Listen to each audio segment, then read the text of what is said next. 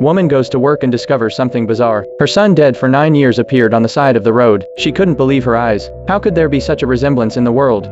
She wanted to take a closer look, so she used her horn to attract attention. The moment the boy looked this way, the woman froze. She pulled over, and quickly boarded the boy's school bus. Then she sat down in a corner, and began to observe the boy. She was shocked to see that the scars on the boy's face were identical to her son's. The whole thing was unbelievable. Daisy followed the boy to school. With her mother's intuition, she was sure that the boy was her son. Then she decided to go to the police to report the case. My son, he was abducted 9 years ago. I know where he is.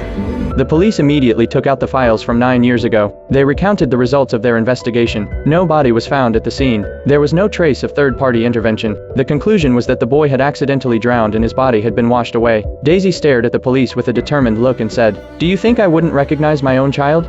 The sharp words and the look in her eyes shocked the police officer. He promised to re-investigate for Daisy, but Daisy heard the perfidy in his words. In 9 years, they hadn't found any new clues. Daisy decided to stop relying on them. She set out to find the truth on her own. Soon Daisy arrived at the boy's school. When the boy came to the door after school, Daisy rushed up to the boy to ask him questions. But suddenly the boy's father came to pick him up. Daisy had to step aside so his father wouldn't notice. Then Daisy drove with the father and son to a villa. She took a picture of the address with her cell phone. When she got home, Daisy took a picture of her son. She cut her hair short to match the image in the picture. Then she saw that the boy's school was looking for a teacher. She thought she could get close to him, so she immediately applied for the audition. Luckily, Daisy was good at music. Soon after, she was hired, and became the teacher of the boys' class. Then Daisy learned that the boy had never had a mother. He had to live with his father, and Daisy's care for the boy made him feel warmer than he had ever felt before. But that didn't make his father happy. He came to the school to meet with Daisy. He said his son didn't usually talk about his teachers, but lately, he's been mentioning Daisy's name all the time. Seeing that his father had concerns about him, Daisy tried to distract him by focusing on the boy's musicality, but his father thought it was a waste of study time, so he rejected Daisy's suggestion outright. But Daisy couldn't miss the opportunity so easily. She went straight to the boy's house that night.